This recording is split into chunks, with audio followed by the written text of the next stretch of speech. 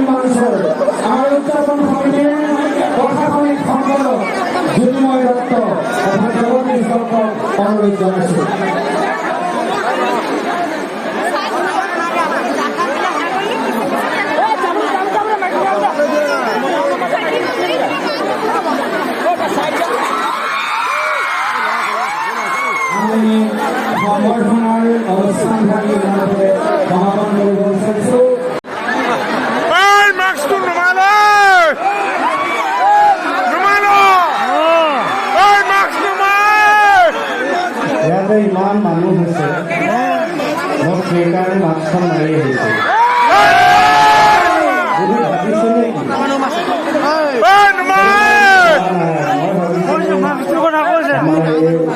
ঢকুৱাখানা জালঘাৰী ৰাইজক সদায় বেহাৰবাৰী আউটপোষ্টত আপোনালোকে কে দেখি আহিছে, প্ৰত্যেকে চিনি পায়, কিন্তু কে ভাইকতটো দেখা নাই।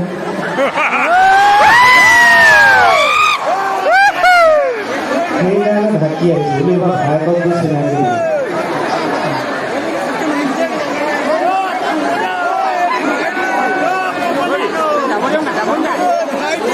তেওঁ মোৰ লগতে আহিছে, এইখন চলাই আহিছে, ভাইটি পৰিছে।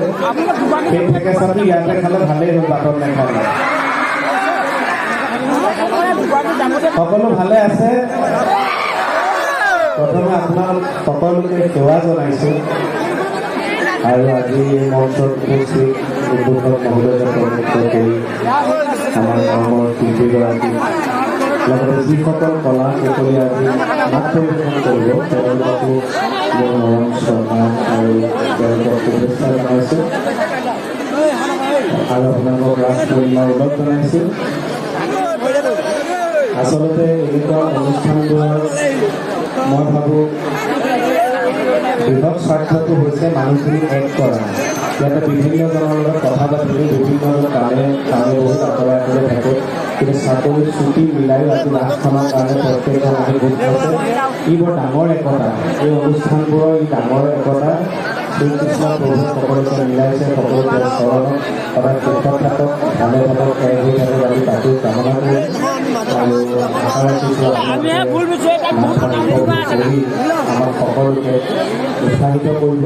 আহিব লাগিছিল আজিৰ পৰা 4 বছৰ আগতেই আমাৰ বয়োজ্যেষ্ঠ আৰু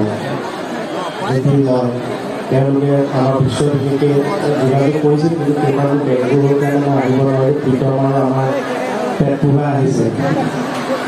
গতিকে এইবাৰ চাগে মিলাই থৈছিল সেইকাৰণে মোৰো মন গ'ল যিহেতু মই যাব নোৱাৰিলোঁ কথাটো আপোনালোকে অসন্তোষ নকৰিব বিপদ আহি আৰু এইবাৰ সেইকাৰণে আহিলোঁ ৰাইজক লগ পাম বুলি আপোনালোকৰ আমাৰ শিল্পীৰ প্ৰতি বেহাৰবাৰীৰ প্ৰতি যিটো মৰম সেই মৰমটো সদায় থাকক আমি তাকে কামনা কৰিলোঁ বেছি দীঘল নকৰোঁ যিহেতু ভাও লগাওঁ লেখাটো কৰি লওঁ সকলোৱে খালি একেলগে এবাৰ কোৱাটো বিচাৰিছোঁ বোলে আও হৰি